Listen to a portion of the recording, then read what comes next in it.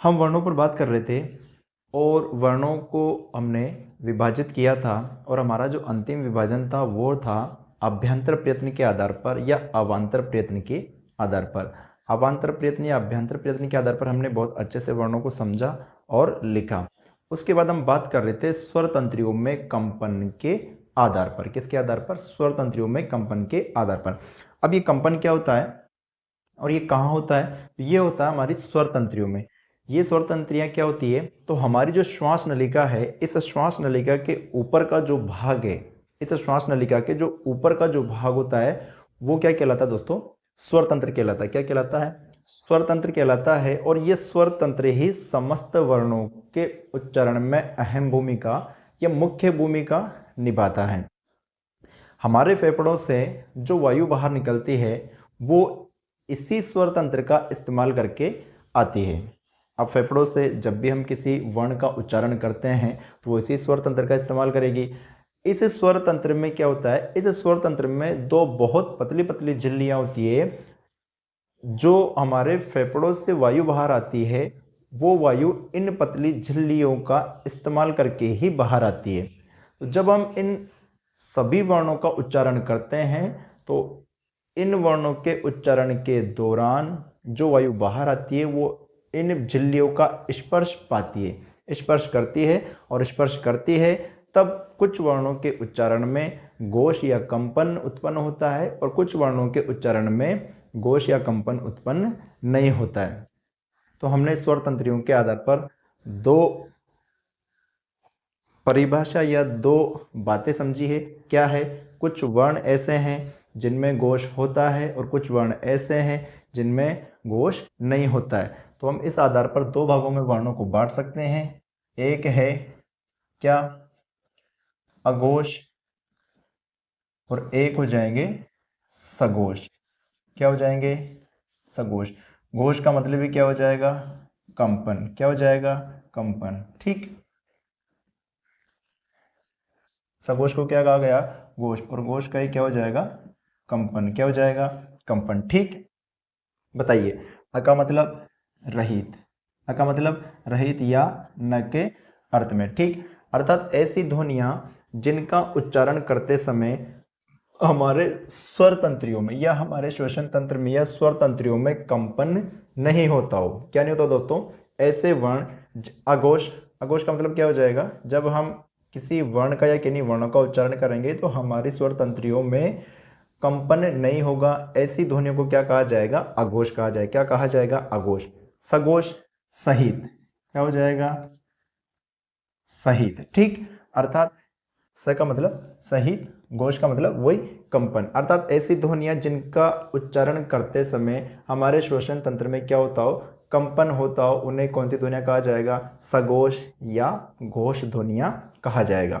तो सबसे पहला देखते हैं अघोष। क्या देखेंगे? अघोष।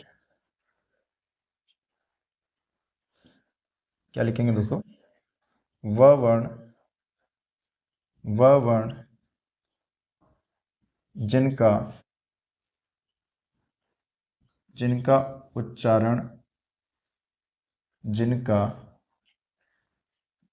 उच्चारण जिनका उच्चारण करते समय हमारी स्वर तंत्रियों या स्वर तंत्र में कंपन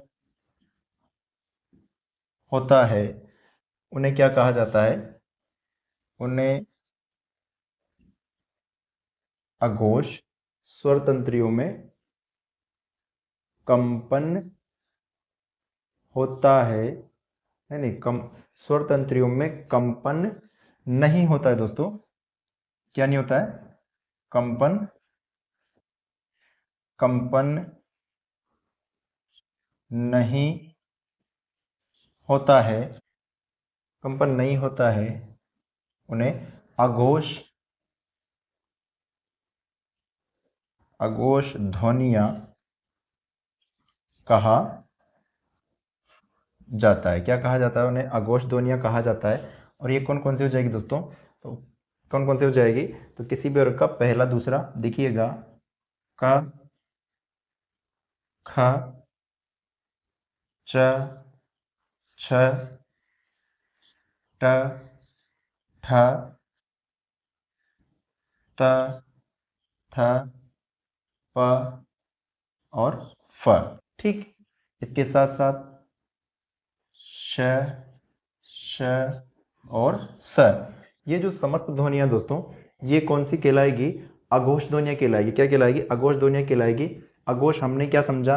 अघोष ऐसे वर्ण जिनका उच्चारण करते समय हमारा जो स्वर तंत्र है, स्वर तंत्र मैंने बता दिया, उस स्वर तंत्र में क्या नहीं होता है दोस्तों? कंपन नहीं होता है। ऐसी ध्वनियों को हमने क्या कहा? अघोष ध्वनियां कहा है। कौन कौन सी हो जाएगी? देखिएगा, क, ख, च, छ, ट, ठ, त, थ, प, फ प्लस श, श, स। अब देखिएगा यहाँ समझने के लिए, देखिएगा, क वर्ग का पहला और दूसरा, च वर्ग का पहला और दूसरा, ट वर्ग का पहला और दूसरा, त वर्ग का पहला और दूसरा, बताइए, प वर्ग का पहला और दूसरा। ठीक, तो हम इसको शॉर्ट में भी लिख सकते हैं दोस्तों। अघोष ध्वनियाँ कौन कौन सी हो जाएगी? किसी भी वर्ग का पहला, दूसरा प्लस श, श और स। कौन सी ध्वनियाँ हो जाएगी? अघोष ध्वनियाँ हो जाएगी। हमने विस्तृत रूप से लिखा है, शॉर्ट में इसको लिखा है। ठीक, अब दूसरे नंबर पर आता है हमारे पास सघोष। क्या आता है? सघोष। देखिएगा, क्या परिभाषा समझिए हमने और क्या लिखेंगे हम? घोष। ठीक, वह वर्ण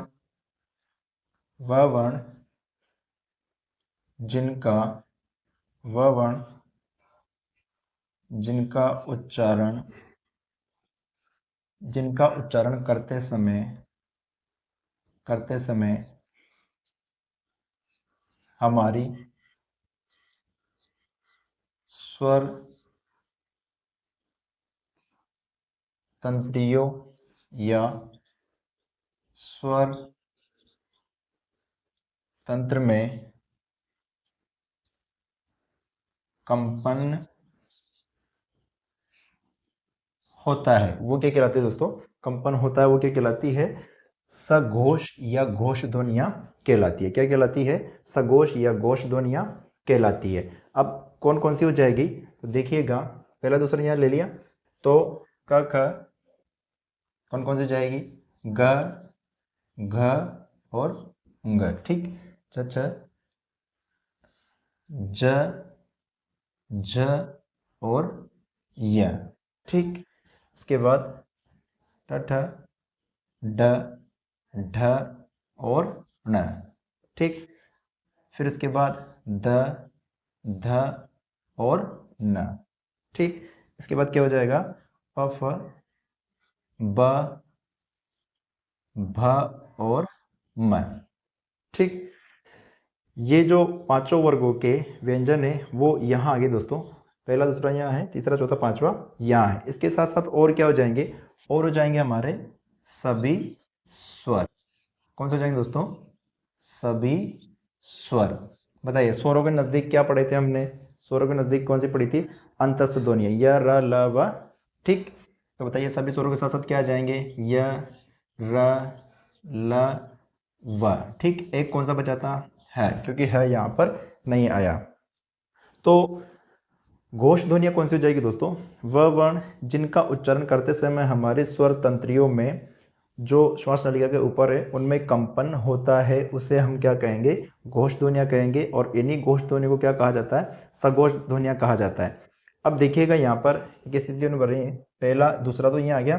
देखिए, ये किसी भी वर्ग का तीसरा है, ये किसी भी वर्ग का चौथा है और ये किसी भी वर्ग का पांचवा है। बताइए, ये च वर्ग का तीसरा, ये चौथा और ये पांचवा। बताइए, ट वर्ग का तीसरा, ये चौथा, ये पांचवा।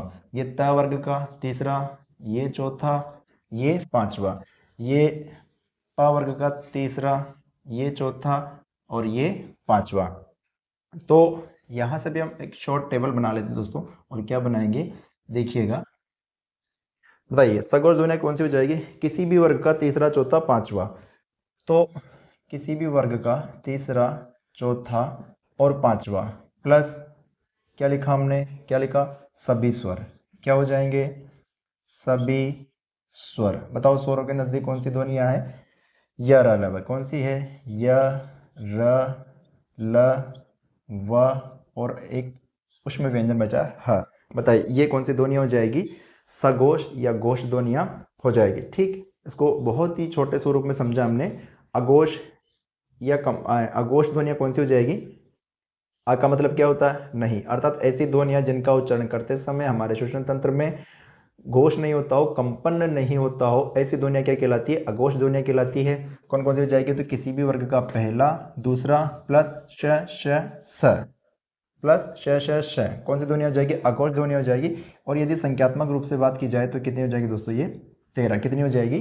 13। ठीक, सघोष ध्वनियां वह ध्वनियां जिनके उच्चारण में हमारे श्वसन तंत्र में क्या होता हो? कंपन होता हो। क्या होता हो? कंपन होता हो। ऐसी ध्वनियों को हमने क्या कहा? सघोष ध्वनियां कहा या घोष ध्वनियां कहा। पूछ ले जाए कौन कौन सी हो जाएगी? तो किसी भी वर्ग का तीसरा, चौथा, पांचवा। पहला दूसरा यहाँ ले लिया, तीसरा, चौथा, पांचवा या सभी स्वर प्लस य र ल व ह। बताइए कौन सी ध्वनि हो जाएगी? सघोष ध्वनि हो जाएगी। यदि संख्यात्मक रूप से बात की जाए दोस्तों, वैसे प्रश्न नहीं बनना चाहिए, लेकिन फिर भी अगर बन जाए तो बताइए किसी भी वर्ग का तीसरा, चौथा, पांचवा। तो बताओ वर्ग कितने हैं? 5। 3 पंच 15। स्वर कितने? 11। 15 और 11 कितने हो गए? 26। और 5 ये कितने हो जाएंगे? 31। कितने हो जाएंगे? 31। ठीक, 31 और 13 कितने हो गए? 44। 4 संयुक्त 48, 2 अयोग हुआ 50 और 2 उच्चित ताड़ाजात द्विगुणी 52। ठीक, तो ये इस तरह से हमारे पास अघोष और सघोष के आधार पर हमने दो भागों में विभाजित किया। इसके बाद देखते हैं हम किसके आधार पर? प्राणत्व के आधार पर। किसके आधार पर? प्राणत्व के आधार पर। आइएगा, अगला हमारा विभाजन था प्राणत्व के आधार पर। किसके आधार पर? प्राणत्व के आधार पर। अब ये प्राणत्व क्या होता है? हमारी जो प्राणवायु है यही प्राणत्व है। क्या है? प्राणवायु। अर्थात हम कहेंगे हमारी जो श्वास है यही हमारा प्राण है।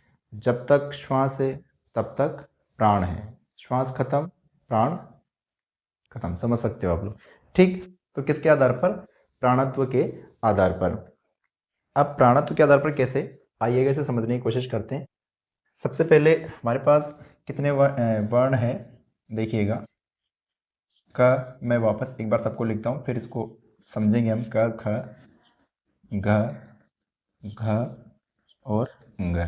ठीक, फिर लिखा हमने च, छ, झ, झ और य। फिर लिखा हमने ट, ठ, ड, ढ और ण। ठीक, फिर लिखा हमने त, थ, द, ध और न। अगला कौन सा हो जाएगा? प, फ, ब, भ और म। ठीक, यही हमारे पांचों वर्ग है। यही हमारे पांचों वर्ग दोस्तों। देखिएगा, इसका हम उच्चारण करके कोशिश करते हैं कि इन वर्गों के उच्चारण में हमें किसमें कितनी श्वास की आवश्यकता पड़ती है। ठीक है दोस्तों, देखिएगा, करेगा उच्चारण करेगा मेरे साथ। बोलिए क, ख। बोलिए क, ख। बताओ के की अपेक्षा इसमें अधिक श्वास लग रही लग रही लग रही लग रही लग रही है? क, ख। फिर इसको बोलिए ग, घ, ग, घ और अंग। बताइए इसके उच्चारण में इसमें अधिक श्वास लगी लगी लगी। फिर से बोलिए ग, घ, अंग। क्या हो जाएगा? अंग। क्या हो जाएगा? अंग। फिर इसको बोलिए च, छ। बताओ इसकी अपेक्षा इसमें अधिक श्वास लग रही है लग रही है। उच्चारण करिएगा मेरे साथ। ज, झ, ज, झ, य। ट, ठ। बताओ इसकी अपेक्षा इसमें अधिक श्वास लगी लगी लगी। ड ढ ड ढ। बताओ इसकी अपेक्षा इसमें अधिक श्वास लगी लगी लगी न। त थ त थ। बताओ इसकी अपेक्षा इसमें अधिक श्वास लगी लगी लगी द ध द ध। बताओ इसकी अपेक्षा इसमें अधिक श्वास लग रही न। प फ। बताओ इसकी अपेक्षा इसमें अधिक श्वास लगी लगी लगी ब भ। बताओ इसमें इसकी अपेक्षा इसमें अधिक श्वास लगी कि नहीं लगी लगी। तो हम क्या कह सकते हैं दोस्तों कि किसी भी वर्ग का जो पहला वर्ण है, किसी भी वर्ग का जो पहला वर्ण है वो क्या हो जाएगा, कम श्वास में उच्चारित हो जाएगा। उसी के साथ साथ ये तीसरा भी किस में उच्चारित हो जाएगा, कम श्वास में उच्चारित हो जाएगा। इसी के साथ साथ और क्या था, इसी के साथ साथ क्या था, ये जो वर्ग ये जो पांचवा वर्ण है इसमें भी हम कम श्वास में ही हमारा काम चला सकते हैं। ठीक, अब बचा हमारे पास दूसरा और चौथा। बताओ दूसरे और चौथे वर्ण के उच्चारण में हमें अधिक श्वास लग रही थी लगी, इनकी अपेक्षा इन वर्णों के उच्चारण में हमें अधिक श्वास की आवश्यकता पड़ी है। तो लिखी क्या समझा हमने, देखिएगा किसी भी वर्ग का कौन सा हो गया, पहला, ये हो गया तीसरा और ये हो गया पांचवा। ठीक, तो हम किसके आधार पर समझ रहे हैं, प्राणत्व के आधार पर। किसके आधार पर, प्राणत्व, माफ करिएगा एक मिनट, किसके आधार पर है, प्राणत्व के आधार पर। किसके आधार पर, प्राणत्व के आधार पर, प्राणत्व के आधार पर वर्णों का वर्गीकरण। ठीक, वर्णों का वर्गीकरण। अब देखिएगा, बताइए इसी प्राणत्व को हमने क्या कहा, श्वास कहा। क्या कहा, श्वास कहा। प्राणत्व का मतलब हो जाएगा दोस्तों प्राण। इसी प्राण को हमने क्या कहा, श्वास। अब प्राणत्व के आधार पर हमने किनको देखा, व्यंजनों को देखा। देखिएगा इस वर्ग के उच्चारण में कम श्वास लगी, बताओ इसके उच्चारण में कैसी श्वास लगी, कम श्वास लगी। बताओ इसके उच्चारण में कैसी लगी, कम श्वास लगी। कैसी लगी, कम श्वास लगी। ठीक, तो इस आधार पर हम इसके उच्चारण में अधिक श्वास लगी, इसके उच्चारण में अधिक श्वास लगी। बताओ, तो इस आधार पर हम कह सकते हैं कि प्राणत्व के आधार पर इनको दो वर्गों में बांटा जा सकता है। कितने वर्गों में बांटा जा सकता है, दो वर्गों में। एक हो जाएगा कम श्वास के आधार पर और दूसरा हो जाएगा दोस्तों अधिक श्वास के आधार पर। ठीक, अब इसी कम को हिंदी व्याकरण में क्या कहा जाता है, अल्प। क्या कहा जाता है, अल्प। बताओ श्वास को हमने क्या कहा, प्राण। क्या कहा, प्राण। ठीक, तो पहला विभाजन कौन सा हो जाएगा, अल्प प्राण के आधार पर। अधिक को व्याकरण में क्या कहा जाता है, महा। और श्वास का मतलब क्या समझा हमने, प्राण। अर्थात विभाजन क्या निकल के आया, अल्प प्राण और महाप्राण आधार पर हम इनको कितने भागों में समझा हमने, दो भागों में। अल्प प्राण और महाप्राण। किसके आधार पर, श्वास या प्राण वायु के आधार पर। किसके आधार पर, श्वास या प्राण वायु के आधार पर अल्प प्राण और महाप्राण हमने इनके दो भाग किए। अब देखिएगा, बताइए कम श्वास किस में लग रही थी, तो किसी भी वर्ग का पहला, ये पहला हो गया, ये तीसरा हो गया और ये पांचवा हो गया। ठीक, तो हम लिख सकते हैं किसी भी वर्ग का पहला, तीसरा और पांचवा किस प्रकार की ध्वनियां हैं, अल्प प्राण ध्वनियां हैं। ठीक, अब क्या क्या बचते हैं, दूसरा और चौथा। तो महाप्राण कौन कौन सी हो जाएगी दोस्तों, दूसरा और चौथा कौन सी ध्वनि हो जाएगी, महाप्राण ध्वनियां। अब हमारे पास क्या क्या बचते हैं, एक तो स्वर बचते हैं, क्या बचते हैं, स्वर बचते हैं। देखिएगा एक तो बचते हैं हमारे पास सभी स्वर। ठीक, और उसके बाद क्या बचते हैं, सभी स्वरों के नजदीक कौन थे दोस्तों, य, र, ल और व। ठीक, सभी स्वर बचे हुए, य, र, ल, व बचे हुए। और क्या बचे हुए, ऊष्मी व्यंजन श, श, स और ह, यही बचे हुए। देखिएगा स्वरों का उच्चारण कैसे होता है, स्वतंत्र रूप से होता है, अबाध रूप से होता है, इनके उच्चारण में दिक्कत नहीं आती है, कोई परेशानी नहीं होती है।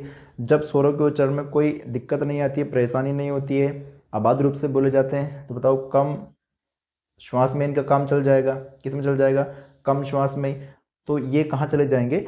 अल्प प्राण में। कहाँ चले जाएंगे? अल्प प्राण में। ठीक है, कहाँ जाएंगे? अल्प प्राण में। तो बताइए पहले, तीसरे, पांचवे के साथ कौन कौन से बोले जाएंगे? सभी स्वर बोले जाएंगे। कौन कौन से बोले जाएंगे? सभी स्वर बोले जाएंगे। बताओ स्वरों के नजदीक क्या है?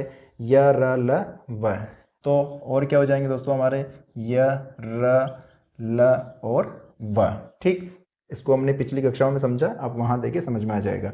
तो अल्प प्राण ध्वनिया कौन कौन सी हो जाएगी? किसी भी वर्ग का पहला, तीसरा, पांचवा, सभी स्वर। और ये र, ल, व ध्वनिया कौन सी हो जाएगी? अल्प प्राण। कौन सी हो जाएगी? अल्प प्राण। अब क्या बचते हैं हमारे पास? दूसरा, चौथा, और कौन सा बचा? श, श, श। बताइए श, श, स, ह किस प्रकार की ध्वनि थी? संघर्षी ध्वनि थी। कैसी ध्वनि थी? संघर्षित ध्वनि थी। बताओ जिन वर्णों के या जिन ध्वनियों के उच्चारण में हमें संघर्ष करना पड़ रहा हो वहां अधिक प्राणवायु लगनी स्वाभाविक बात है। बताओ संघर्ष जब हो रहा है, सामान्य सी बात है, वहां प्राणवायु कैसे लगेगी? अधिक श्वास की आवश्यकता होगी, अधिक प्राणवायु लगेगी। तो बताओ ये श, श की ध्वनिया किधर आ जाएगी? इस तरफ। किधर आ जाएगी? महाप्राण में। किधर आ जाएगी? श, श, स और ह। ठीक, अब हमारे पास एक बहुत छोटी सी टेबल आई है। क्या ये? कम श्वास या अधिक श्वास, किसके आधार पर? श्वास के आधार पर या प्राणत्व के आधार पर हमने इनको दो भागों में बांटा किया। दो भागों में बांटा, एक कम श्वास, एक अधिक श्वास। कम श्वास को हमने क्या कहा? अल्प प्राण। अधिक श्वास को क्या कहा? महाप्राण। अल्प प्राण ध्वनिया कौन कौन सी हो जाएगी? तो किसी भी वर्ग का पहला, तीसरा, पांचवा। कौन कौन सा हो जाएगा? क, ग और अंग। ये कौन सी ध्वनिया है? अल्प प्राण ध्वनिया। कौन सी ध्वनिया? अल्प प्राण ध्वनिया। उसी के साथ साथ सभी स्वर क्या हो जाएंगे? अल्प प्राण हो जाएंगे। कैसे हो जाएंगे? अल्प प्राण हो जाएंगे। य, र, ल, व सभी स्वरों के नजदीक है, तो ये भी कौन सी ध्वनि हो जाएगी? अल्प प्राण ध्वनिया हो जाएगी। ठीक, उसके बाद आता है महाप्राण। बताइए इन वर्णों के उच्चारण में इनकी अपेक्षा अधिक समय लगता है, कौन सी हो जाएगी? महाप्राण ध्वनिया। कौन सी हो जाएगी? महाप्राण ध्वनिया। और जो ये उष्म व्यंजन है, संघर्षी व्यंजन है, ये भी कौन सी ध्वनि हो जाएगी? महाप्राण ध्वनिया। ठीक, ये थी हमारी बहुत छोटी सी टेबल। अब हम इनको लिखते हैं विस्तृत रूप से। ठीक, किसके आधार पर है? श्वास या प्राणत्व के आधार पर। पहला कौन सा था दोस्तों? अल्प प्राण। पहला कौन सा था? अल्प, अल्प प्राण या ऐसे व्यंजन जिनके उच्चारण में हमें, ऐसे वर्ण जिनके उच्चारण में हमें कम श्वास की आवश्यकता होती है। तो क्या लिखेंगे? व वर्ण, हटा दीजिए, व वर्ण, व वर्ण जिनके उच्चारण में, व वर्ण जिनके उच्चारण में हमें अधिक श्वास की, अधिक श्वास की आवश्यकता, नहीं अधिक नहीं, कम श्वास की दोस्तों। कौन सी चाहिए? कम श्वास की, कम श्वास की आवश्यकता होती है, वो कौन सी ध्वनि होती है? अल्प प्राण वर्ण होते हैं। वो कौन से वर्ण होते हैं? अल्प प्राण वर्ण होते हैं। बताइएगा कौन कौन से हो जाएंगे? तो लिखिएगा क, घ, आप करिए क, ग और अंग। ठीक, फिर ता, च, ज और य। फिर कौन सा था? ट, ढ और ण। ठीक, फिर कौन सा था? त, त, द और न। ठीक, इसके बाद प, ब और म। ठीक, और क्या समझा था? इसके साथ साथ क्या हो जाएगा? क्या हो जाएगा? और प्लस में क्या थे? याद करिएगा, अल्प प्राण में कौन से थे? सभी स्वर। और क्या थे? और क्या थे दोस्तों? य, र, ल और व, सभी स्वर आप समझते हो। दूसरा कौन सा था दोस्तों? महाप्राण। कौन सा था? महाप्राण या फिर अधिक श्वास। इस आधार पर भी हमने इनको बांटा है दोस्तों। क्या लिखेंगे? व वर्ण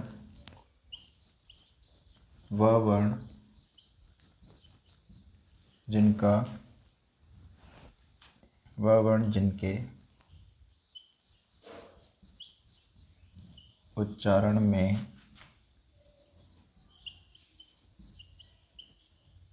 अधिक श्वास की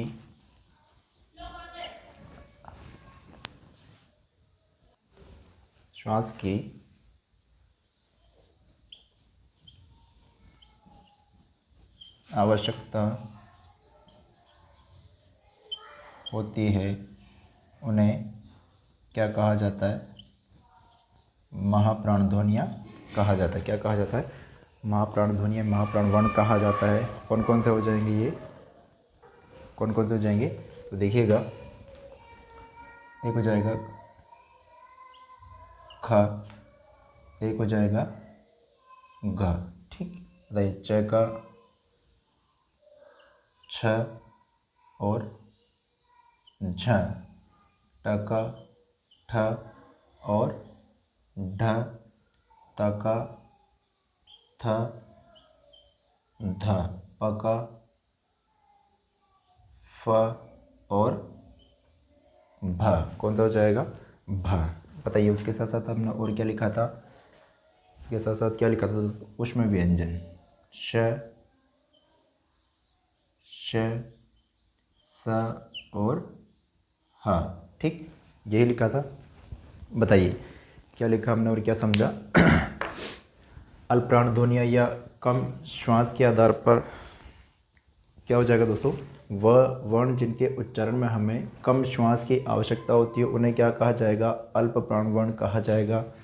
कौन कौन से हो जाएंगे? तो क, ग, ङ, ज, य, ट, ड, ण, त, द, न, प, ब, म। ठीक, सभी स्वर और ये रहलव ध्वनियाँ कौन सी हो जाएगी? अल्पप्राण ध्वनि हो जाएगी। महाप्राण वह वर्ण जिनके उच्चारण में हमें अधिक श्वास की आवश्यकता होती है, क्या होती है? वो महाप्राण ध्वनि होती है। कौन सी हो जाएगी? ख, घ, छ, झ, ठ, ढ, थ, द, फ, ब और श, स और ह। ठीक, ये इनका विस्तृत स्वरूप है। शॉर्ट टेबल हमने पीछे बनाई है, आप शॉर्ट टेबल को भी ध्यान रख सकते हो। ये किसी भी वर्ग का पहला, ये तीसरा, ये पांचवा, ये पहला, तीसरा, पांचवा। ठीक, पहला, तीसरा, पांचवा, पहला, तीसरा, पांचवा, पहला, तीसरा, पांचवा, प्लस सभी स्वर और ये र, ल, व। कौन सी ध्वनि होती है? अल्पप्राण ध्वनि होती है। ये किसी भी वर्ग का दूसरा, चौथा, दूसरा, चौथा, दूसरा, चौथा, दूसरा, चौथा, दूसरा, चौथा, प्लस श, स और है। किस प्रकार की ध्वनियाँ दोस्तों? महाप्राण ध्वनियाँ हैं। यदि संख्यात्मक रूप से इन सभी की बात की जाए तो कितने हो जाएंगे? 3 × 5 = 15, 11 ये 26 और 4 कितने हो जाएंगे? 30। कितने हो जाएंगे? 30। ठीक, और 10 और 4 14। कितने हो जाएंगे? 14। वैसे ऐसा प्रश्न आज तक नहीं पूछा गया है, लेकिन फिर भी अगर बन जाए तो हमने इनको लिख लिया है। ठीक, ये किसके आधार पर था? श्वास या प्राण तत्व या प्राणवायु के आधार पर। ठीक है, किसके आधार पर? श्वास, प्राण तत्व या प्राणवायु के आधार पर। वर्गीकरण कितने भागों में? 2 भागों में, अल्प प्राण, महाप्राण, कम श्वास, अधिक श्वास। ठीक, ये था दोस्तों वर्णों का वर्गीकरण। इसके पश्चात जो भी हमसे छूटा है वर्णों को लेकर, उसको हम आगे की कक्षा में क्लियर करेंगे, और क्या क्या हमसे छूटा है वो सब आगे वाली कक्षा में हम पढ़ेंगे। तो विद्यार्थियों, स्वस्थ रहिए, मस्त रहिए, खुश रहिए, खूब पढ़िए और आगे बढ़िए। मिलते हैं अगली क्लास में, तब तक के लिए नमस्कार।